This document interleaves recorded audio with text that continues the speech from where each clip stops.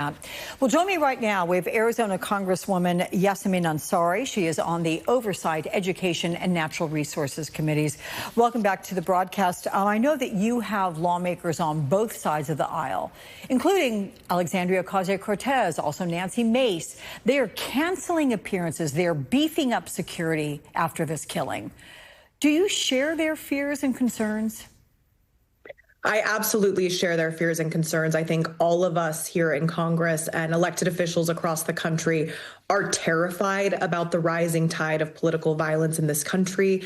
Whether you talk about January 6th, talk about the assassination of the lawmakers in Minnesota, to the horrific killing of Charlie Kirk.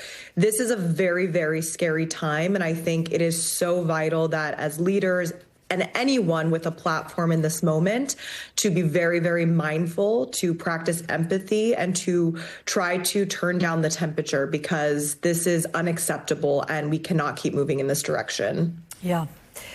All right, let's move to what happened this week with the Oversight Committee having released that trove of records handed over by the Epstein estate, including that 238-page birthday book containing a lewd message allegedly sent from President Trump, as well as many other notes alluding to Epstein's relations with young women. How important, Congresswoman, is this book to the committee's investigation? What do you make of Trump's claim that his birthday note was a forgery and Republican resistance to investigate its authenticity? Unfortunately, Donald Trump's remarks about this birthday book, along with everything else pertaining to Epstein, there has been a lot of flip-flopping and a lot of lying coming from the very top administration officials. Allegedly, this note never existed. Then the White House changed its tune to say that it's the signature that shows that the note is fake. I think this is absolutely worth investigating. I think that we are completely committed as oversight Democrats to make sure that we get the full files. Ultimately, that is what we need. And the subpoena is very clear that we need to get the full files. And what's important to remember is that Republicans and the DOJ continue to stall, and all they have sent is 33,000 pages, 97% of which were already in the public domain. So we are continuing to push for the full release of the unredacted files. We need to make sure that the discharge petition also reaches the number of signatures that it needs, so that every single person can go on the record to say, do they believe in accountability for perpetrators of horrific sex abuse against children, or do they want to protect the most powerful people in this country and billionaires and pedophiles who have perpetrated these crimes? Beyond the birthday book, what new did you learn this week relative to all of this?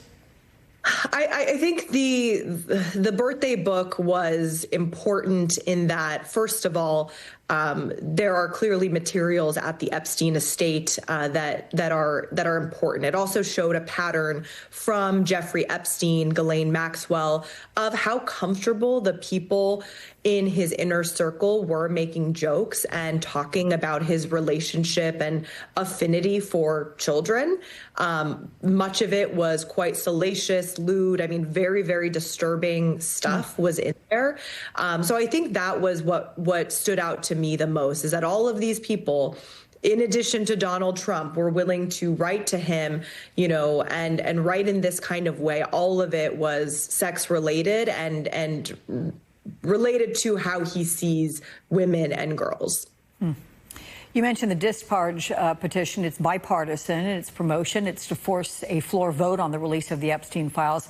One more signature away now from the 218 needed after the newly sworn-in Virginia Congressman James Walkinshaw signed that petition. How confident are you you'll get that one more vote? Well, I'm extremely confident because in a matter of weeks, we will have a new member of the House from my state, future Congresswoman Adelita Grijalva. So I'm confident that with more Democrats, we will get the signatures. What is bothering me and what I still cannot fathom is how we don't have more Republican signatories, and especially Republican men. When we sat in the room with the closed door meeting we had with the survivors of Epstein, there were several Republican men in the room with us from the Oversight Committee who sat there, listened to the testimonies and the horrific stories that. And what was their reaction? What was their reaction listening? They showed empathy. I mean, they asked questions, they feigned care and concern, and promised accountability, asked a lot of questions. And, people like Brandon Gill, people like Congressman Perry, Mike Johnson was in the room the whole time himself, and said, many things to these women about how he empathizes with them, and what they went through was horrific, and people need to be held accountable. So why don't they sign the petition and demand that the White House release these files? And again, everybody knows this, but Donald Trump could have these files released anytime, any moment if he wanted to. The White House is purposefully covering this up. And as always, Republicans in Congress are enabling this. And what I want to understand is why. I was going to say, that is the question that, because of the delays, keeps getting asked. All right, Congresswoman Yasamin Ansari, thank you so much for joining us. We'll see you.